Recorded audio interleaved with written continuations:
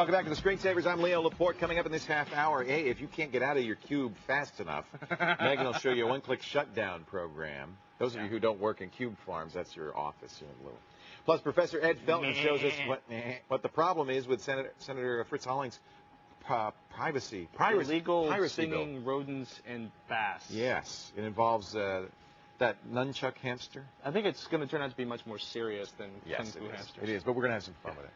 So this is all about MP3s. Yeah. Actually, before I'm going to say this, can everybody see this? Because Leo's been hammering me about this. I'm loving this. This is a clear plexiglass case. This segment is not about the clear plexiglass case. But you will the clear plexiglass case is going to be reviewed later.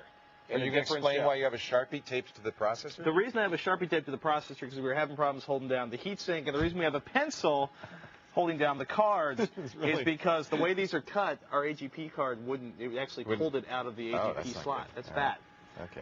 But later we'll talk about this. Can we talk about the segment? Yes. Thank you. Anyway, MP3s, where do they come from?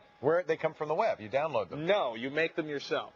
You can get them from the web. Sometimes you can even get them legally from the web. But most of the time, you take a CD, you stick it in your CD drive, and you rip it. Right. In the back of the day, you used to use a bunch of different applications for it. On the website, tomorrow we're going to have a bunch of lists of some of my favorite applications for playing and recording. But a jukebox, what's it do? Well, make and manage MP3s. So you rip your MP3s, you play your MP3s, you figure out how to find 4,000 MP3s and how to weed through those to find the So Winamp is not a jukebox because it's really just for playing. But something like Music Match is a jukebox because it does everything you want to do. Windows Media Player is another example of a jukebox. Doesn't rip MP3s without additional software. Right. Well, we're going to talk about the pros and cons. Okay. We actually have all four of the... On this machine. The most commonly known poor machine. This poor, long-suffering, innocent machine. Managed to get them all installed. Music Match, Windows Media Player, Media Jukebox, and Reel 1, which is not much of a jukebox anymore, but we'll say nasty things about it later. We're going to throw it in just for fun. So we talk about jukebox. So basically, it's all-in-one audio software. Sometimes, in the case of certainly Windows Media Player,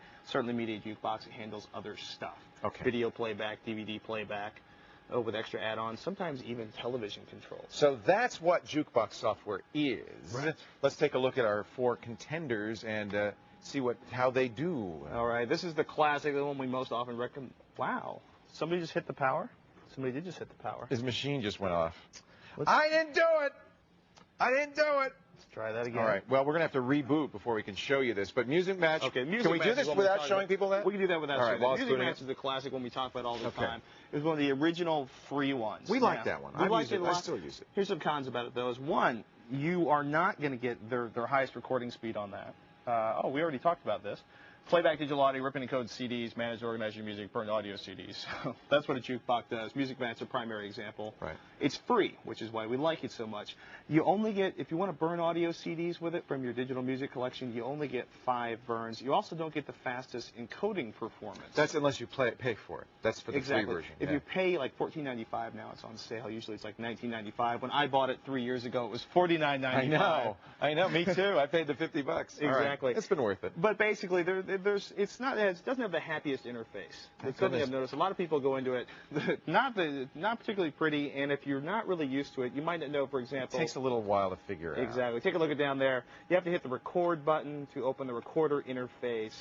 And this is like a plus and a minus. If you go into the settings, and we're going to take a look at our recorder options in there, you have a ton of options. Right. Now, if you're a newbie, this is terrifying. But if you're somebody like Patrick, it's good. If you're a tweaker, it's great because you can actually start changing how tracks are edited, how they go in there, and actually some of the additional encoding, basically choosing how long it takes to encode software. So it's a mixed bag. If you want all the features, if you want the fastest encoding, if you want to be able to burn audio CDs on a regular basis, you're going to have to pay $14.95 for it.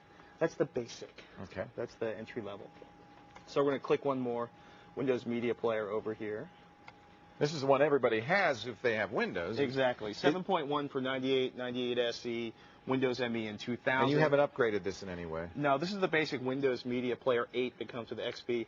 There's 9 is out. We talked about the beta of that. We don't recommend you upgrade to 9 yet because it's almost impossible to uninstall without rebuilding your system. One of the nice things about that, now playing, okay, is this the last stuff we had playing in there? So there's your jukebox playlist. Big shiny buttons. I'm still not really entirely sure if copy to CD or device is really obvious in that It means copying music onto your system or copying stuff on your portable player. But you must create a playlist to do that. Exactly. And we're going to say there's not a lot of options in here, which is either a good thing or a bad thing. When you rip music, it rips it into the Windows media format, WMA, exactly. right? If you want to use other formats, the only really other one I've seen regularly offered for this would be MP3. You're going to pay $9.95 for a third-party application that gives you the encoding That's thing. what that MP3 information button will tell you. Exactly. This is going to be natively set. This is it. This is all you can choose. Literally. This is going to be natively set to 64K or 296. What does that sound like? Sounds awful. But if you up it to 128 or to 192, sounds outstanding. I was shocked at how good Better it sounds. than MP3? I was comparing the 192 kbps WMA which is their encoding, top quality. which is their top quality, to 320 kbps.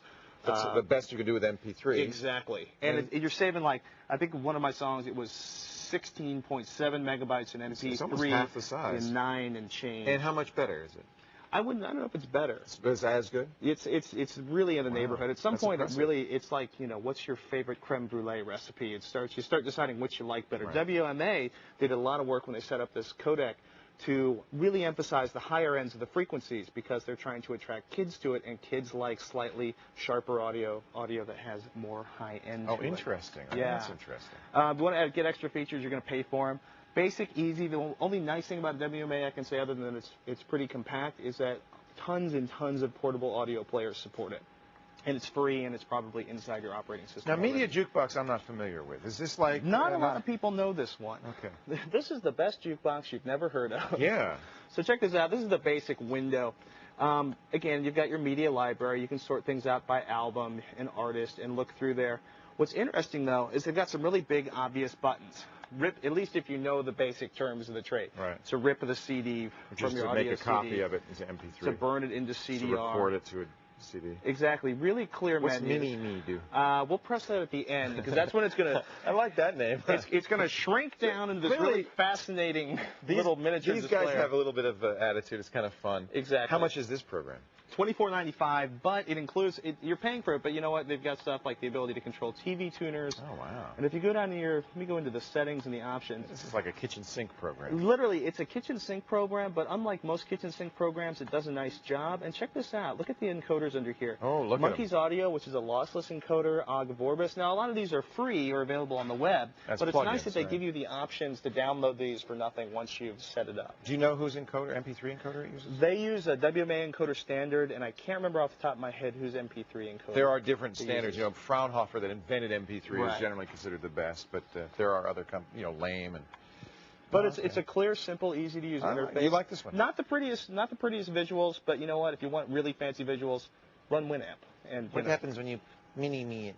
when I mini-me it, it goes like this. Oh, that's Exactly. pretty. I don't mind that. That's cute. Some of these are better than others. They've got They a have whole bunch of skins different- also like Music Match? Yes, they have skins you can download. All right. Now we've saved the worst for last. The worst for last, the Real One player. Real One, purveyors of video for everyone. Let me just put it this way. Patrick was tearing his hair out for the last 3 hours with Real One. You don't like this. I've never been a huge fan of the Real No. Jukebox, and I'm less of a fan the older I get. Quality? You look at this big window in here. Yeah, take a look at this big. It crashed the machine. Again, that's That would the second be time it's done that. there would be one problem. Yeah. Real Jukebox, one, it uses the Real Audio encoder, which is a variation on 8-track, which even at its highest setting, I think sounds awful compared to other 8-track tracks is that are free. Sony's MD music. Yeah, and format. it's like they adopted that for Real Audio. I don't like the fact that all the Jukebox features are definitely, at this point, they used to be a separate application. Now it's all tacked into the Real One player. It's really designed to make you pay for the Real One Super Pass. They want you to pay that $10 a month or whatever that is. You know, and it's an invasive install. I should say for all of these, if you don't do a custom install and uncheck everything, any one of these programs will take over every media file in your system. Why would anyone want more than one jukebox? Well, Patrick's got 4. go to You see what happened screensavers.com. here? We've got a list of the links for all these jukeboxes. We're going to put together an article with all sorts of screenshots and stuff. It's a strange world, jukeboxes. You know why we put this in the plastic case? So he wouldn't throw it across the room. It worked.